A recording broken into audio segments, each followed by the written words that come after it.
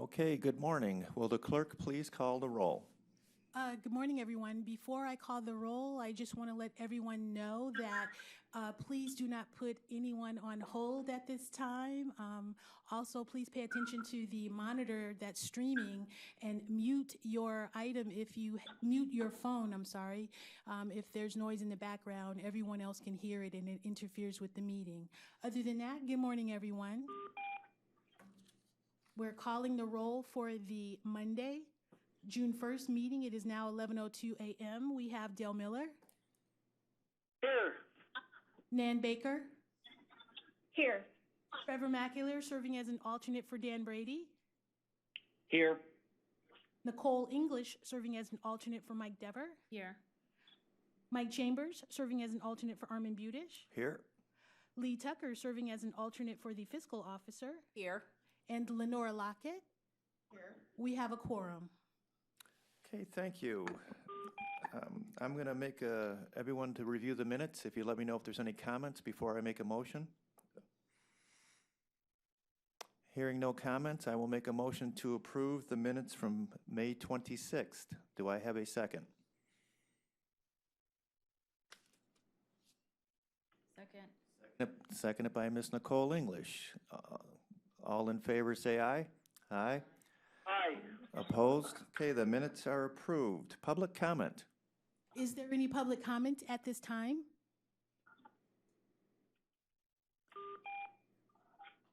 Seeing no public comment. Okay, contracts and awards.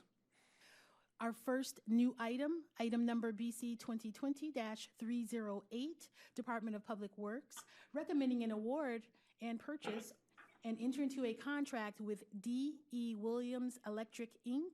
in the amount not to exceed $1,980 for the Miles Road Pump Station Panel Replacement Project. And it's for the period June 1st, 2020 through December 31st, 2020.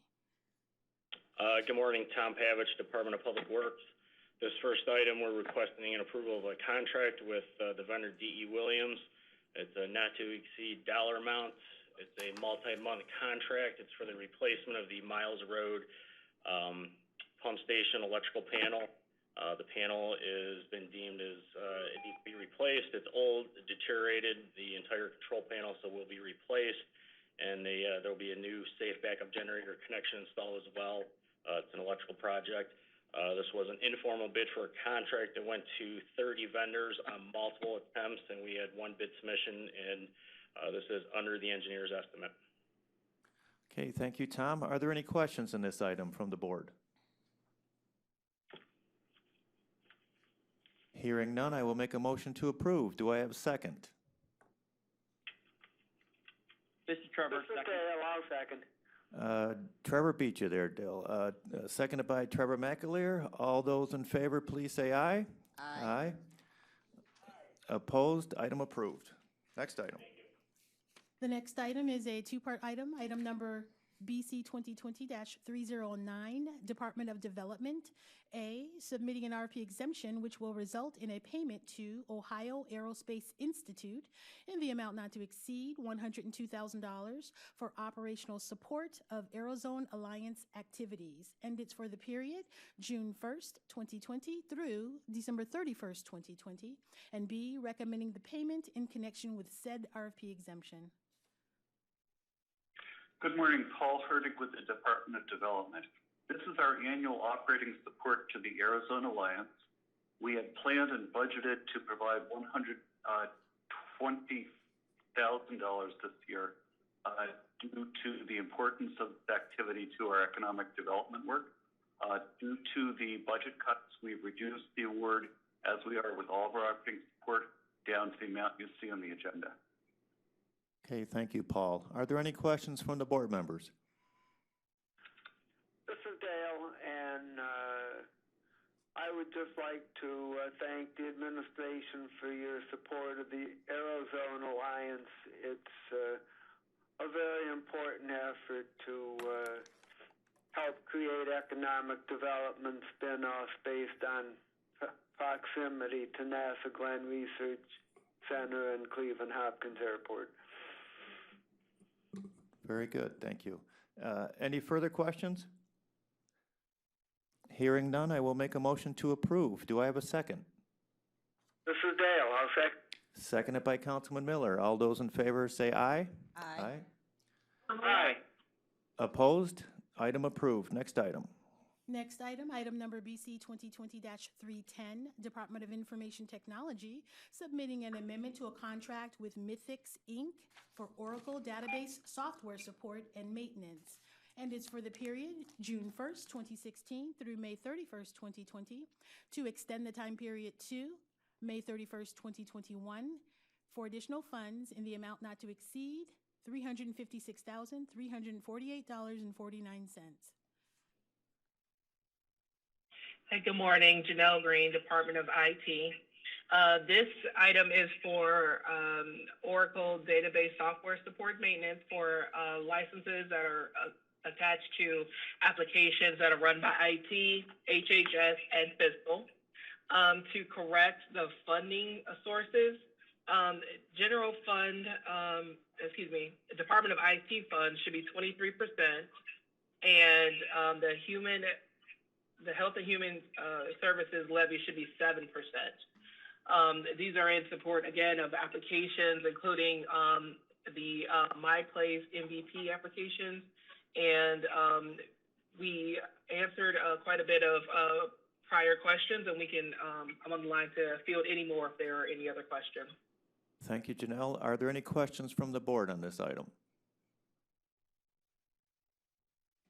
Hearing none. Yeah, this is Trevor. I just have one question on the last question, Janelle, you answered. Thanks for the answers in advance. Does this contract go away once ERP is fully implemented? I was just a little unclear on the answer on the ERP question. No, since ERP will be likely be ending, this is now predicated upon the completion of the real property systems conversion. Okay, so that'll go away once that's implemented? Yeah. Okay, thank you. Mm-hmm. Okay, thank you, Janelle. Trevor, any further questions from the board? Hearing none, I will make a motion to approve. Do I have a second?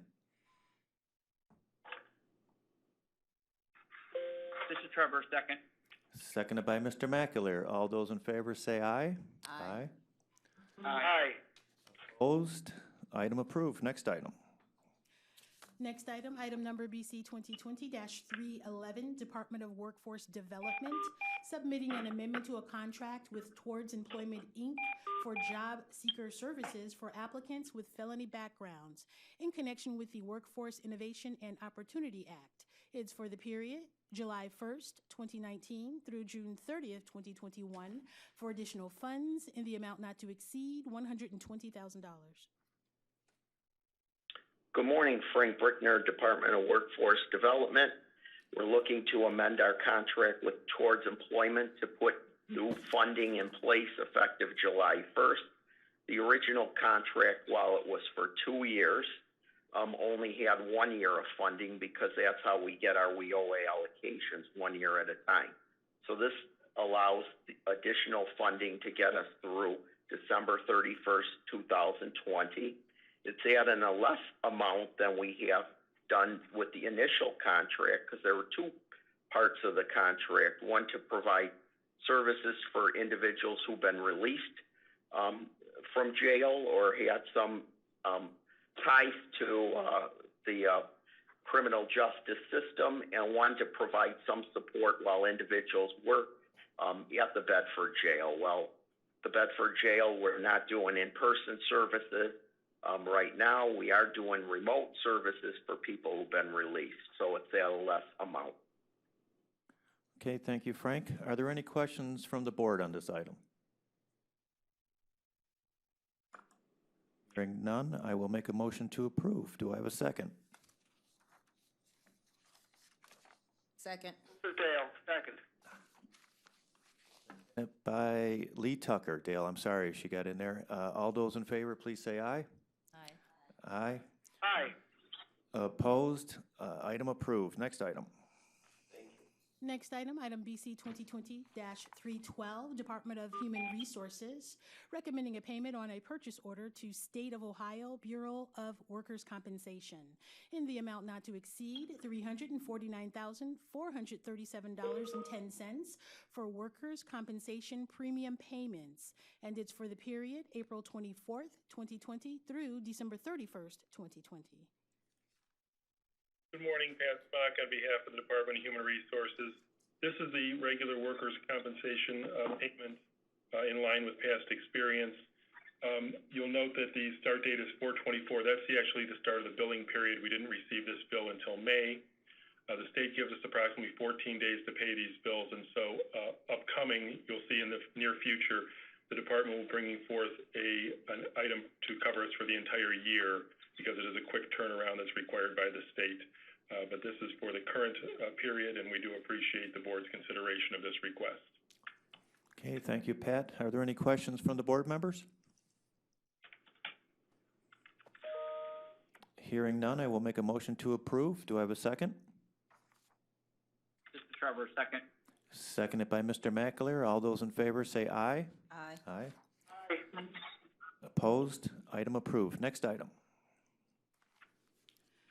Next item, item BC 2020-313, Department of Public Safety and Justice Services, recommending an award on a purchase order and enter into an agreement with the City of Cleveland Prosecutor's Office in the amount not to exceed $136,881.36 for prosecution services for domestic violence and sexual assault cases for the Domestic Violence Project, in connection with the fiscal year 2019 Stop Violence Against Women Act Block Grant Program, and it's for the period January 1st, 2020 through December 31st, 2020. Good morning, Mary Beth Vaughn from Public Safety. And this grant will reimburse the City of Cleveland for the salaries of 4 prosecutors and 2 law clerks who specialize in prosecuting domestic violence cases. They've been receiving this money since at least 2009. And as I've explained with the questions prior to the meeting, we did not receive the contract documents from Cleveland until February 27th. We were not officially notified of the grant award until March 5th. And then we had some struggles processing the contracts in the new Lawson system. So that's what contributed to the delay. But we would like this contract to go back to the January 1st start date because it is grant funding, and any unspent grant dollars would have to be returned to the state. Thank you, Mary Beth. Are there any questions from the board on this item? This is Nan Baker. I have a question. Sure. All right, so because this is, well, first of all, do we know why Cleveland returned the contracts on 2/27 when this was supposed to begin on 1/1? Did they have a reason for that? Well, Cleveland's process is actually just as long, if not longer, than ours, because any contract has to go through their legal review, and then it has to go through its subcommittees, through its city council in order to get approved. Unlike the other contracts that we have with the nonprofits, where it's just being signed off by their executive director, theirs is also a very long process.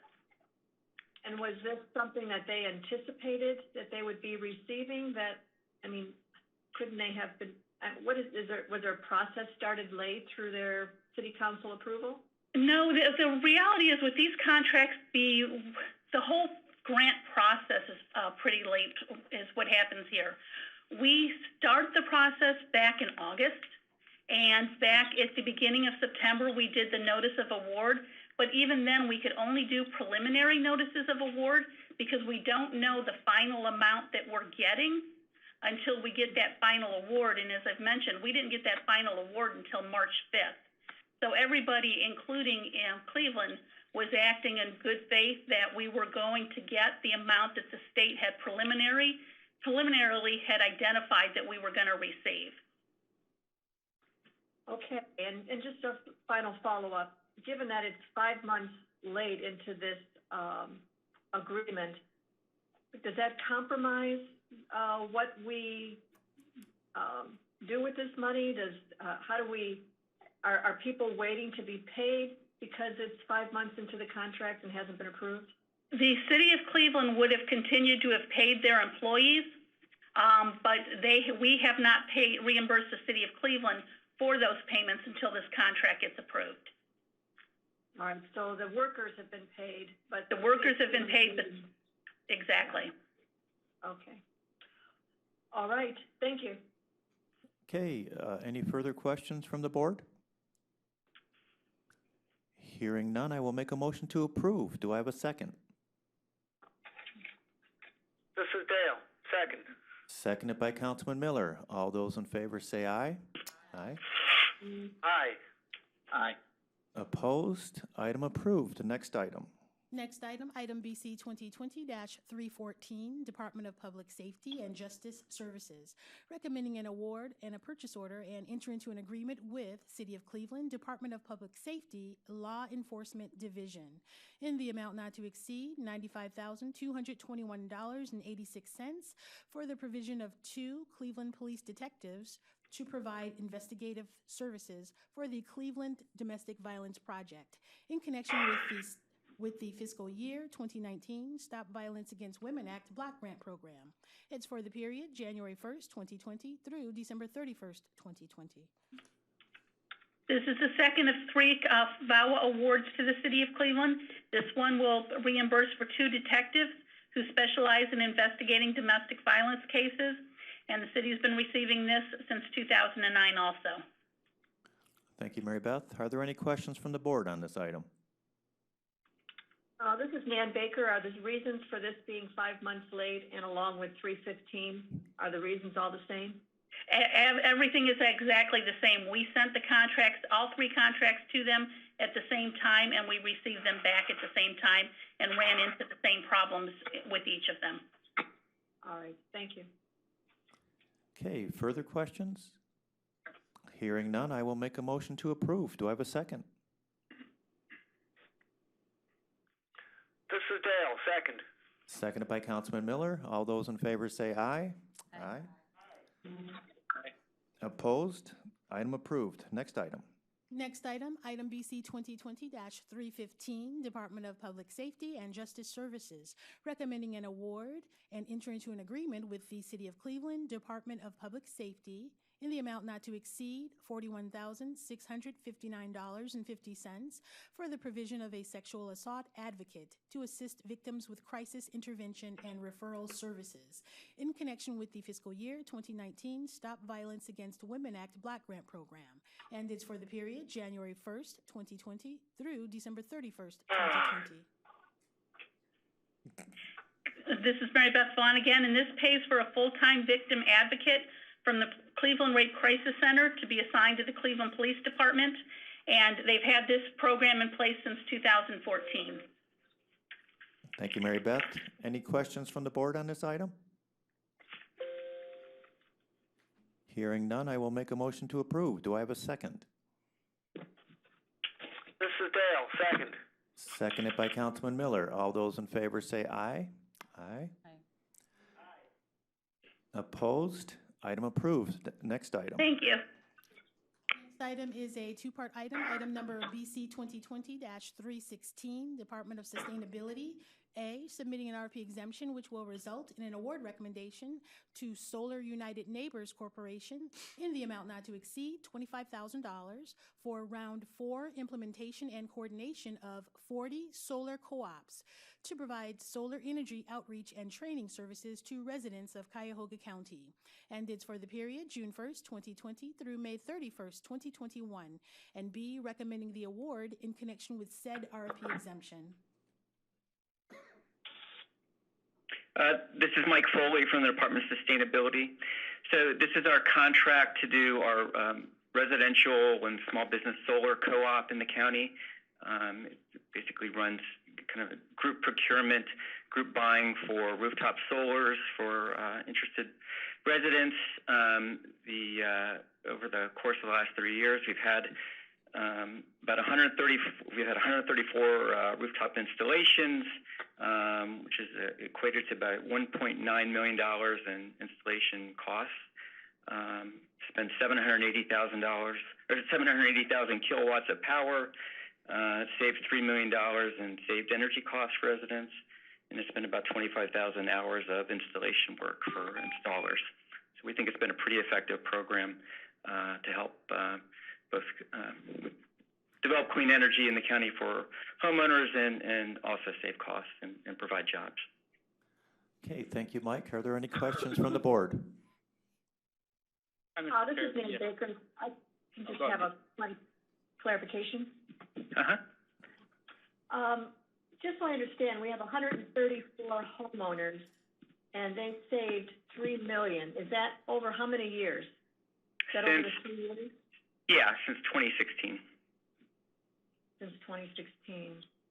So we've had 3 rounds of the co-op, and then some of the co-op years have blended years. So I think 2016 was 2016, 2017, and then we had 2017, 2018, and then 2019, 2020. Do you have a growing, does it increase in savings as years go on, or do you have like a chart that shows, you know, the outcome of that kind of investment for their energy cost savings?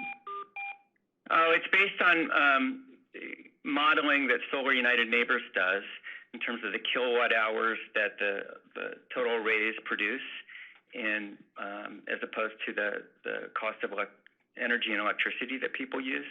So I can get that for you. We can find the, I can get the math that they've done on this. If you ask the homeowner, how much have you saved this year in energy costs based on the solar rooftop, would they be able to tell you, yes, I've saved $300 or $500 or whatever it is? Is that an accurate statement? Okay. Yeah, I mean, so I'll give you Mike. So I've got 12 panels on my rooftop. It saves me, it covers about 43% of my electricity costs over the course of a year. And so you do the math, and it saved me, I forget what the number is, but over the course of the year, I think for my rooftop, it's about $900, maybe close to $1,000. And it depends on the year, and it depends on the price of electricity also. So. Right. Okay. Well, thanks, Mike. I appreciate it. Okay. Thank you, Councilman. Trevor, go ahead if you had a question. Hey, Mike. Yes. What's the need for the RFP exemption?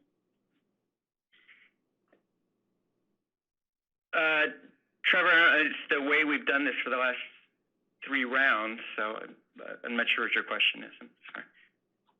What's the need for the RFP exemption? I mean, that's the question. I mean, why don't we bid this? Oh, well, there's no one else that I know of that does this. I mean, we talked to sustainability directors, and Solar United Neighbors is they do this across the country in states throughout the, I think 13 or 14 different states. They run the RFP process for homeowners, so I think you understand the process of how they do it. But I don't know that it's just kind of the way we've done it for the last 3 rounds, I guess. So we continue that process. I mean, we've had this same discussion when this has come up in the past for the previous round. And Board of Control meeting. If they're the only vendor that does this, how is this possible? Sorry, I didn't hear you. I'm sorry. Sorry, yeah, there's some background noise. If they're the only vendor that does this, how is this not a sole source? Trevor, I don't know. If you want us to change it to a sole source, I suppose we can figure out how to do that. I mean, I know we've talked about this with the other rounds. This isn't really the point of allowing for RFP exemptions when the rationale is this is the only vendor that does this. Mm-hmm. If that's the case, it should be a sole source. If it's the only vendor in this country that does this type of service, then a sole source path should be the way to go. This isn't the intent of allowing for RFP exemptions because it's the way we've always done it. All right. So if you're making a suggestion to change it to a sole source, I'm not sure what the process is to do that, but I just think if they're the only vendor that does it, then I would recommend we go forward with a sole source purchase, not an RFP exemption. Hello, this is Lenore Lockett, Office of Procurement and Diversity. Based on the dollar amount, the department can do an informal RFP or RFQ for the process. Sole source for county requirements, they would have needed to post it for 5 business days. So it sounds like the intent is that the RFP exemption should be for a reason that's in the best interest of the county. If the department feels that it is a sole source, then they should proceed with the sole source process. Even if the department feels that the vendor is the best and or is one of you or the only one, they can still do an informal process which further documents that assertion. But today, at this meeting, the current item does not meet the requirements for a sole source because it has not been posted for 5 days as a sole source. Right. I'd like to know whether. Can someone please Right, mute I their mean, phone? what was that, Mike? I'm sorry. We need someone to mute their phone. There's a lot of background chatter coming in. Yeah. Go ahead, Trevor. I was just going to say, I mean, I think we should consider how we do this, because if the rationale is this is the way we always do it, and they're the only vendor that can provide this service, the RFP exemption route, to me, is not what we should be using RFP exemptions for. I mean, if they're the only vendor that can do it, and I know we've talked about this in the previous round, it should be a sole source then. So, Mike Foley, is there a reason we couldn't proceed with the sole source process? Is there a time crunch on this? I know it says June 1st here. Yeah, so we wanted the contract to start June 1st. They're starting the virtual meetings in June. I'm not sure what the process is to do go back and change this to a sole source. If it's something that's quick, we could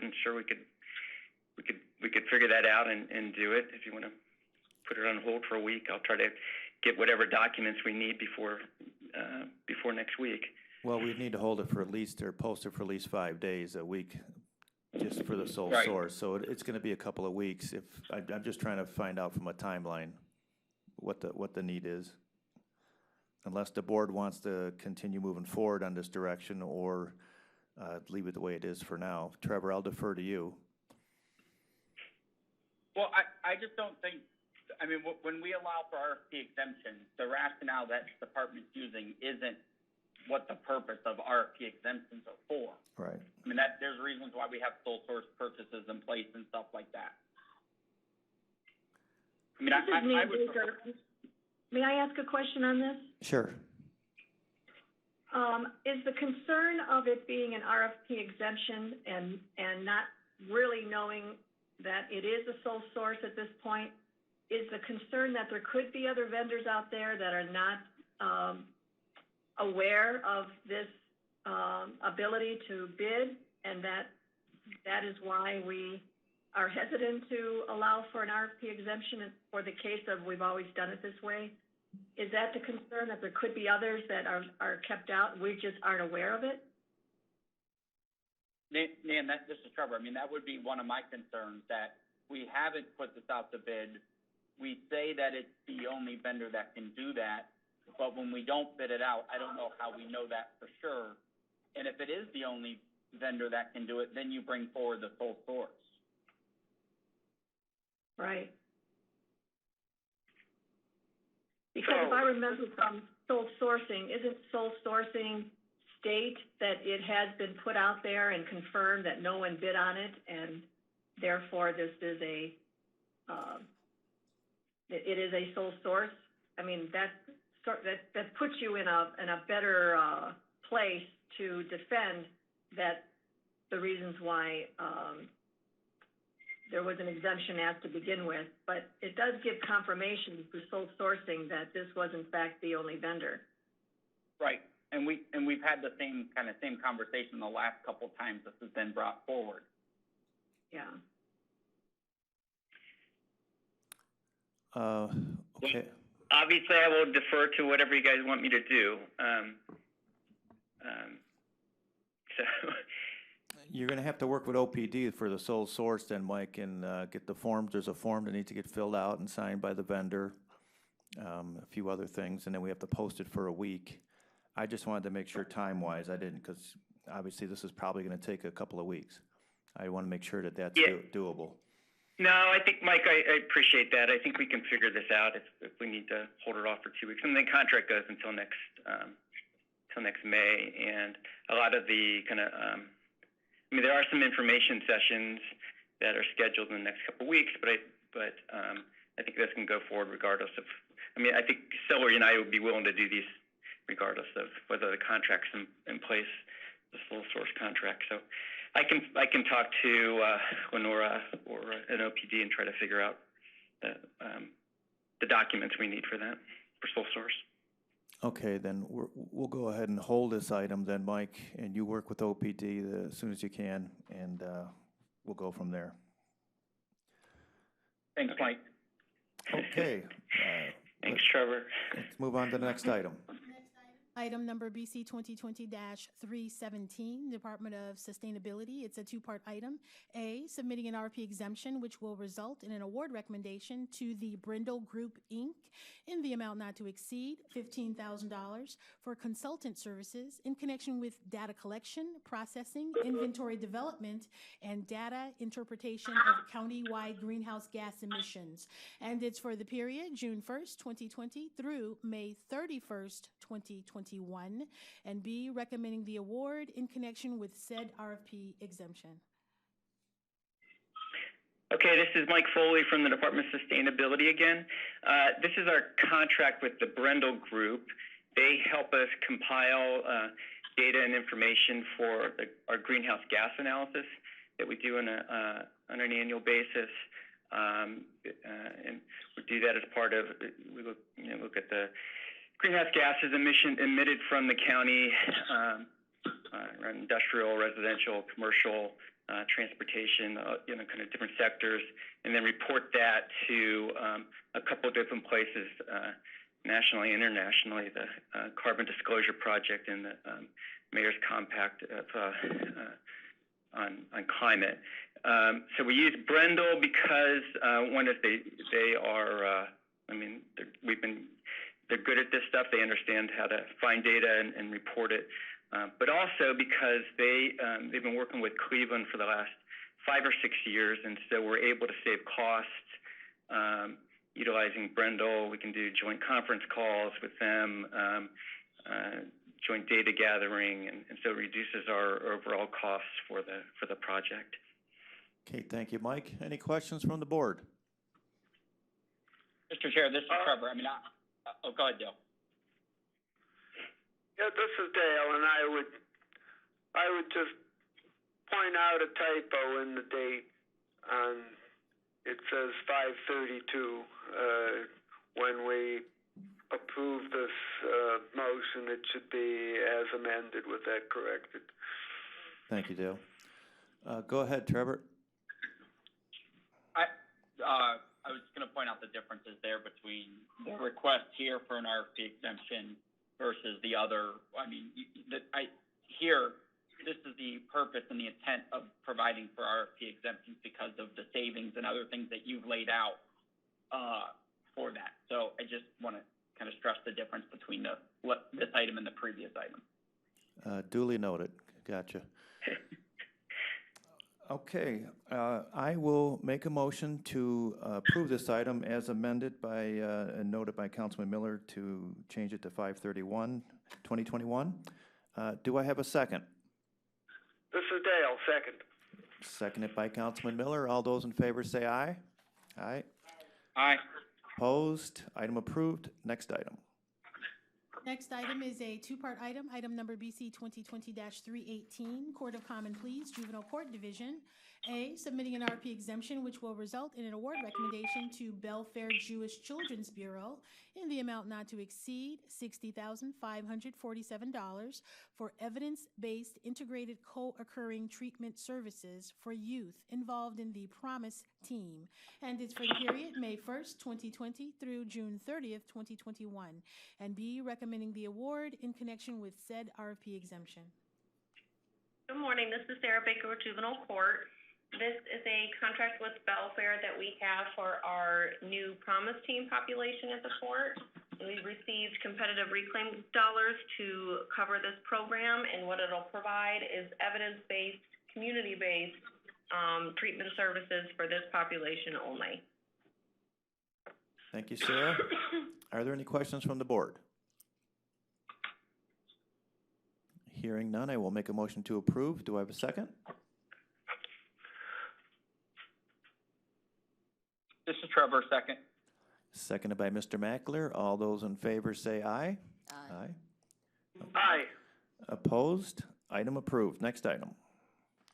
Next item, item number BC 2020-319, Court of Common Pleas, Juvenile Court Division, recommending awards on various purchase orders and enter into agreements with various municipalities in the total amount not to exceed $2,876.85 for the Community Diversion Program, and it's for the period March 1st, 2020 through December 31st, 2020 for the following municipalities: with the Village of Bentleyville in the amount not to exceed $151.41, with the Village of Cuyahoga Heights in the amount not to exceed $151.41, with the City of Independence in the amount not to exceed $908.48, with the City of Olmsted Falls in the amount not to exceed $757.07, and with the City of Pepper Pike in the amount not to exceed $908.48.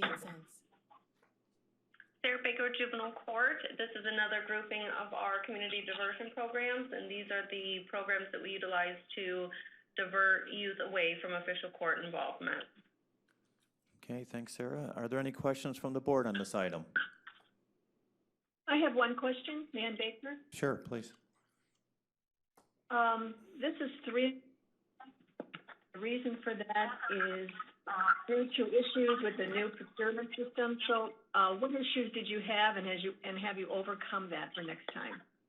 We believe that we have overcome the issue. Juvenile court didn't have access to the appropriate roles for ERP until early March. And then it was a matter of trying to learn the system and making sure that they were routing correctly. And then we had an issue with this particular group here because the contracts are all under $1,000. So even though we had put them in, they were routing towards a different queue, if you will, other than the Board of Control approval. So we had to go back and reroute these ones so that they would come to you for approval and signature. But I believe that we have, we're working towards fixing the issues, and, we're working through the backlog of items that we have. All right, good to know. Thank you. Mm-hmm. You'll be an expert in no time. Any further questions? Okay, I will make a motion to approve. Do I have a second? I'll second, Nan Baker. Seconded by Councilwoman Baker. All those in favor say aye. Aye. Aye. Opposed? Item approved. Next item. Next item is a two-part item, item number BC 2020-320, Sheriff's Department. A, submitting an RFP exemption which will result in an award recommendation to Joshen Paper and Packaging in the amount not to exceed $7,460 for the purchase of 400 cases of 3-compartment styrofoam containers for inmate meals. And B, recommending the award in connection with said RFP exemption. Good morning, Stephen Wood with the Sheriff's Department. First, let me apologize. A staff member that originally was going to present this was unable to make it in due to the extended curfew for Cleveland. These are disposable trays that are used to serve meals to inmates within the jail. We normally make a purchase of these at the beginning of the year, but due to COVID, we had to increase our need of these trays increased, and was increased even further by the delay on purchasing these food carts that previously came across the board. Now that we have these food carts, the need for these styrofoam trays will decrease back to a normal level, but the need for these trays was there so that we could serve meals to inmates within the quarantine and isolation areas. Okay, thank you, Stephen. Are there any questions from the board on this item? This is Nan Baker. I have one question. Sure. The jail population has decreased considerably. Did that have an influence on this? Yes, I believe one of the delays in bringing this forward before the board was due to determining the actual need and usage of these trays. And now that we have the food carts, these trays, the need for these trays is going to decrease dramatically. Okay, thank you. Further questions from any of the board? Hearing none, then I will make a motion to approve. Do I have a second? This is Trevor, second. Seconded by Mr. McAleer. All those in favor say aye. Aye. Aye. Opposed? Item approved. Next item. On to exemptions. Item number BC 2020-321, Department of Public Works, submitting an RFP exemption which will result in award recommendations on various department orders to Home Depot in the total amount not to exceed $49,500 for various routine equipment and material purchases. And it's for the period June 1st, 2020 through May 31st, 2021. Good morning, Tom Pavich, Department of Public Works. Again, this item, we're looking to request an exemption with Home Depot retail stores. It's going to result in a not to exceed $49,500 DO, PO across 5 of our SBUs, our strategic business units. We've broken that up among past historical spend and just based on volume that we're anticipating. Reason for the exemption, I know there was an email on Friday. I'm hoping that my response was able to clear up any questions and concerns, but if you guys do have any, I'll be glad to answer those. Are there any questions from the board for Tom? Yes, this is Dale. And my question is what the procurement process was, and it seems to me there's, as much as we like the Home Depot, there's other vendors that could provide the same thing, and so how was this decided? In the past, the Public Works has used Home Depot. I believe those are paid on a voucher program. You know, as I mentioned in my email, you know, Home Depot, they're a large store size. They have 105,000 square feet. Some are upwards of 200,000. Public Works, we also have multiple DOs that we've historically had with a lot of the local businesses. Sam's Whole Supply, Lakeside, Duck Fabricators, Chazzy Phipps, Sutton Hardware. These are a lot of the area and the downtown vicinity vendors that have provided and still do provide materials and equipment for Public Works. It's just through a different avenue. Like Sutton Hardware, they're a big, small hardware store. We actually have multiple contracts with them with our master contract. You may or may not recall last year we had large master contracts come through, one for facilities, one for our sanitary road and bridge. I'll take facilities, for example. We have, I believe that was annually $1.7 million.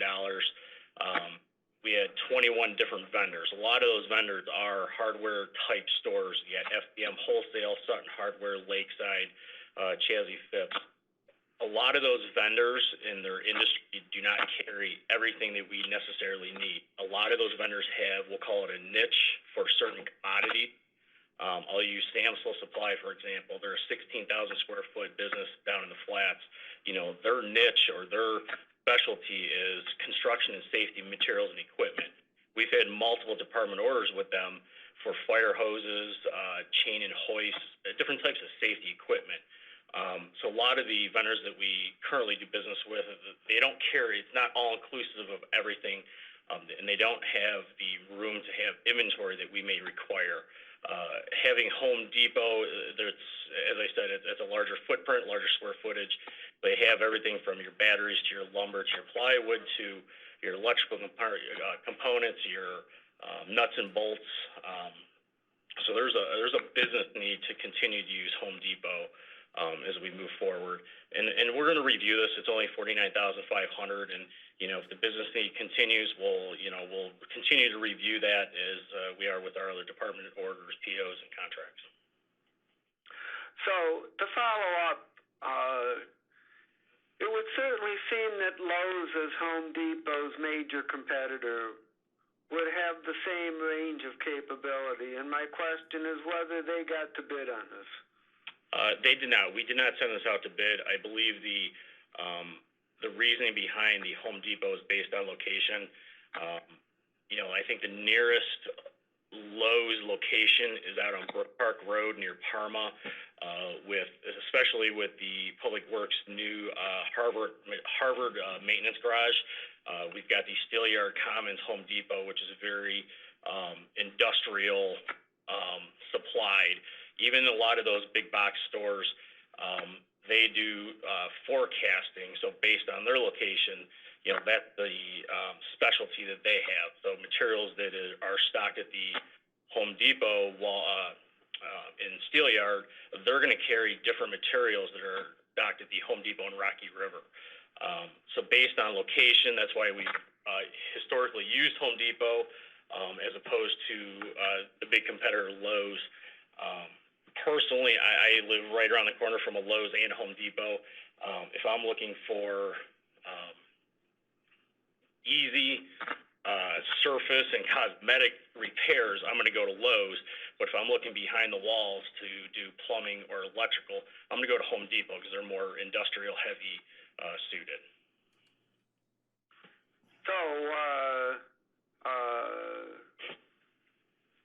I'm willing to support this contract, but I think for the next round that there should be a little bit more open process on the bidding, and we may end up in the same place, but I think we should give people the chance to make their case, and we might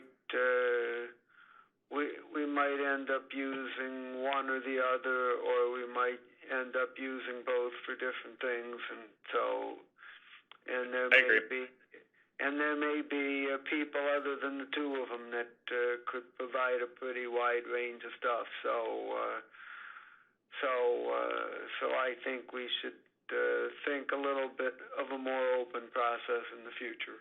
We'll do it, and I'm hopeful that you said that, Mr. Miller, that you know, with the new software, the new Lawson ERP software system, historically we've had limited capabilities with deciphering what our historical usage is as far as materials and goods.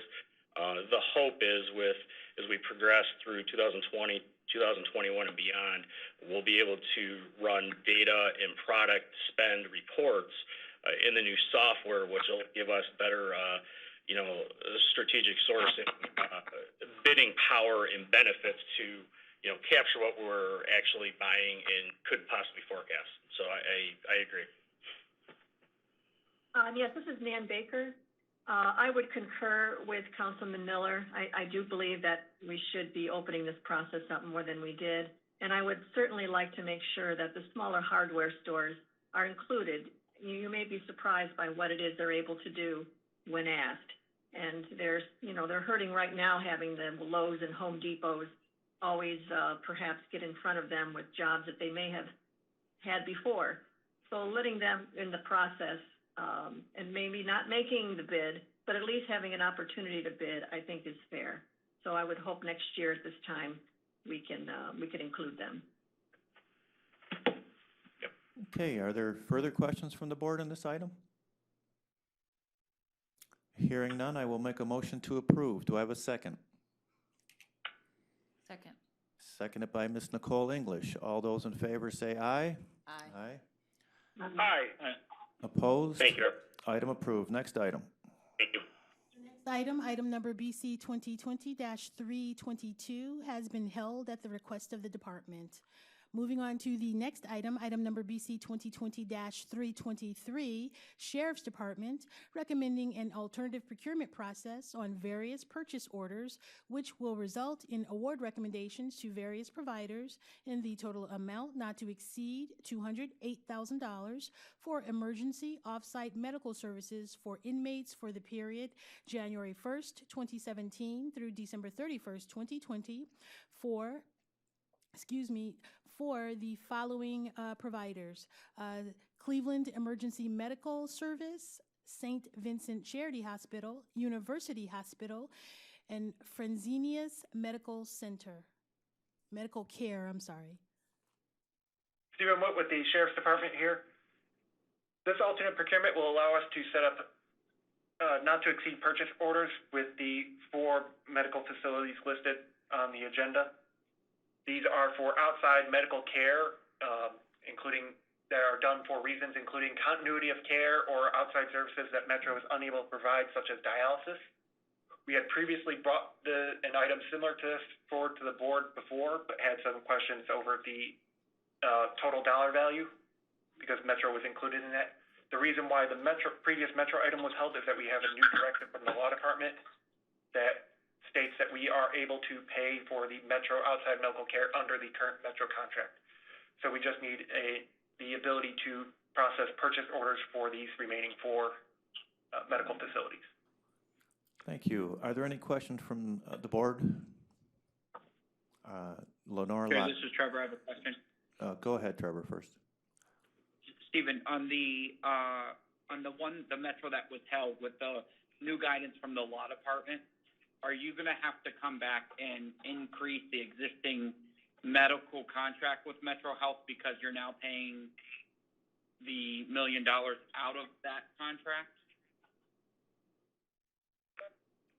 Trevor, I believe that they were anticipating having to come before the board to increase the appropriation to pay the medical contract, or to pay for the medical contract expenses this year, but I believe the contract itself has enough value built into it to cover these services. And then I know it was held, but for actually both of the items, 322 and 323, do we have invoices dating back from 17, 18, or 19 that we still need to pay to all 5 of these entities, or why is it being backdated to January 1, 17? I believe there is just a single invoice dating back into 2017, and I apologize, I don't have the vendor that invoice is for. I believe there's one invoice for 2017, there's a handful for 2018 and 2019, but the majority are 2020, because previously these were paid under office voucher as they came in, so only a few fell through the cracks or were delayed due to discrepancies on the invoice. Okay. Lenora, go ahead. This is Dale, and I'd like to ask a follow-up on Trevor's question about whether we would need to increase the Metro Health contract. I wasn't clear on the response given. The answer kind of sounded like yes and no to me, so could you clarify that? Absolutely. So the not to exceed contract value with Metro the contract does not need to be amended. There's enough value to cover these services. The reason for the yes is that I believe that at some point we will have to come before council and request an additional appropriation because I believe the Metro expenses are higher than anticipated this year.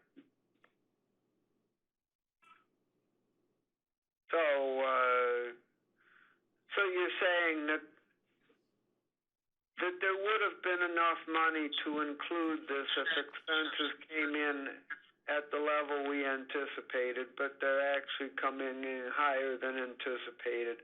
So therefore, at some point, we will probably have to come in and ask to amend the Metro contract. Is that correct?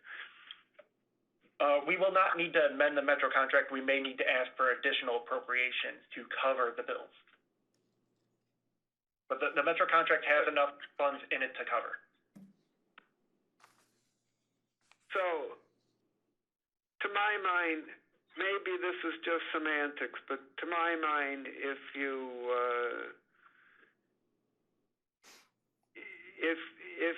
come in and you say you need more money, well, that's a contract amendment.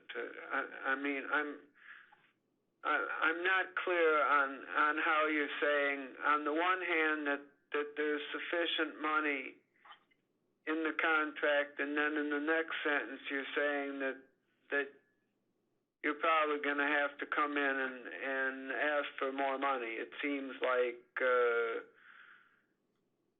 two directly contradictory things in quick succession. I apologize for the confusion.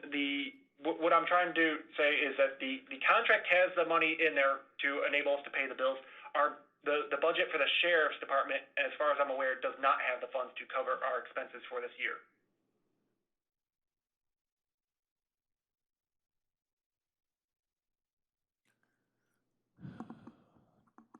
Okay, well, I'm still not clear, but I'm just going to let it go, and maybe I can follow up with Trevor offline, and he can help sort this out. Okay, Lenora Lockett has a question or comment. Lenore Lockett, Office of Procurement Diversity. The listed vendors, the 4 hospitals, unless they're political subdivisions, they're not registered. So if they're going to exceed 10,000, they're going to need to be registered with the Inspector General. All right, Lenora, I'll make a note of that, and we'll get right on that. Thank you. This is Nan Baker. Sure. Because we're going back with one invoice from 2017 and a few invoices from 2018, and then the majority in 2020, I think it would be prudent for us, because we are going back that many years, to know what those invoices are, especially for the 2017 and 2018. So if you can provide us with that, I would appreciate it, just so we know what we're paying for so late. All right, once the staff member who handles these medical payments is able to make it into work, she's unable to make it in due to the curfew. I'll have her assemble the list of the outstanding invoices from 17, 18, and 19, and we'll get that sent over. Thank you. Councilwoman Baker, are you asking this to be held? No, I don't think it needs to be held unless my colleagues think so, but I just am not comfortable in not ever knowing what these are for. I guess it should be, I don't know, pending. I'm not sure. I mean, how important is it that these get passed today? Councilwoman Baker, this is Trevor. Can I ask just a follow-up question? Because I think that might provide some clarification for you. Okay. Stephen, is this part one? Will the actual award be coming forward? Because this just looks like an alternative procurement process. Will there be a second contract, or the actual contract, to come forward for a vote, or is this the only approval needed to start paying those invoices? I believe this is the only approval needed to set up the not to exceed purchase orders, start paying these invoices. Oh, okay. Never mind then, because I was going to say, because then a second item would come back. But okay. Right. Lenora Lockett, I think. Diversity, on the justification on this summary on page 36, it states for this item, BC 2020-323, that once this exemption is approved, purchase orders will be submitted for consideration at a future meeting. And that is why, if we were making a purchase order award, then I would have requested that they be, the award be contingent, because they're not registered. But because it was just an alternate procurement and the purchase orders will come forward, that's why I just made the alert on the fact that they weren't registered. Okay, so there is a second piece coming before the board via a purchase order on.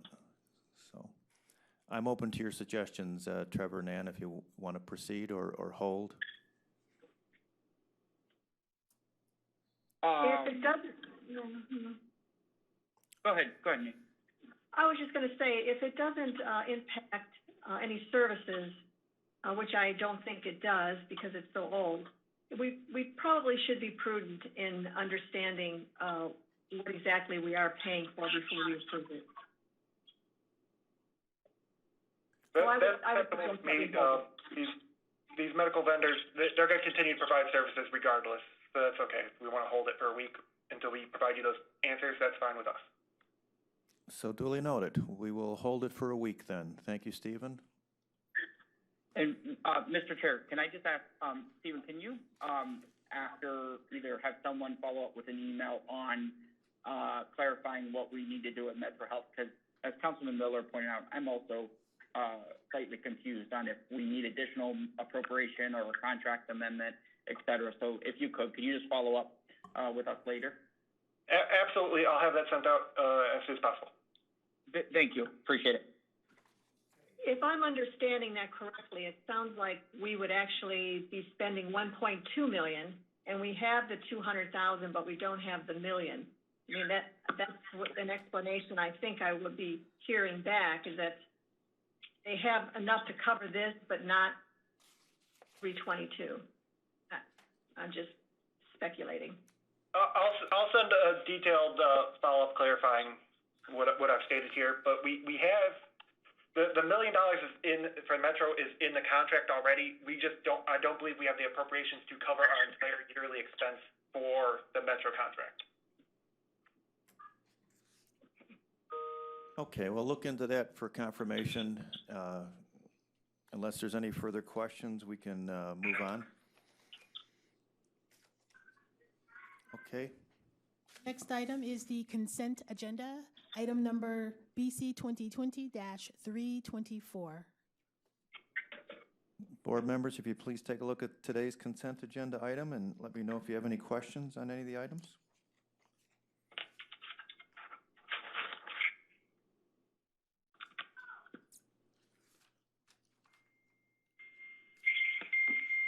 Okay, are there any questions on the items?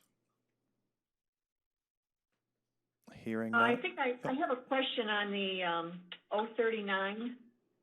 Okay. Are these replacement self-contained breathing apparatus units, harnesses, masks for Southwest Emergency Response Team? Can that be considered a CARES Act reimbursement? No, this can, I'm sorry, this is Mary Beth from Public Safety. No, this is being purchased for the UASI grant, and it is not related to COVID. All right, thank you. Any further questions from the board? Okay, hearing none then, I will make a motion to approve today's consent agenda. Do I have a second? Second. This is Dale. Seconded by Councilman Miller. All those in favor say aye. Aye. Aye. Opposed? Item approved. Do we have any public comment or next other business? Have other business. We have one additional item. It's a time-sensitive, mission-critical item from the Department of Health and Human Services, Division of Children and Family Services, recommending an award on requisition 1756 to Compass Family and Youth Services in the amount not to exceed $24,999.99 for emergency placement services, and it's for the period May 17th, 2020 through July 17th, 2020. And the funding source being utilized is 70% Health and Human Services Levy Fund and 30% Title IV-E. Good morning. Emily Lockstein with Health and Human Services on behalf of Children and Family Services. Presenting a mission critical today for a 16-year-old youth placed at Compass Family and Community Services, which is a community-based 10-bed shelter located in Youngstown and specializing in crisis counseling services to runaway youth ages 11 through 18. This youth has been placed at this facility after becoming AWOL at her previous placement. This youth has a history of defiance, aggression, mental health, and runaway behaviors, possible AOD issues, and a history of trauma. Okay, thank you. I am going to make a motion to amend today's items to include this mission critical. Do I have a second? Second. This is Dale. Seconded by Councilman Miller. All those in favor say aye. Aye. Aye. Opposed? Okay, today's items have been amended. Today's, and is there any questions on this item?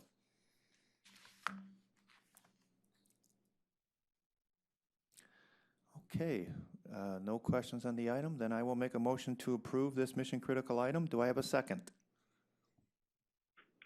This is Dale. I'll second. Seconded by Councilman Miller. All those in favor say aye. Aye. Aye. Opposed? Aye. Item approved. Any other business? Thank you very much. I would like to ask if there's any public comment at this time.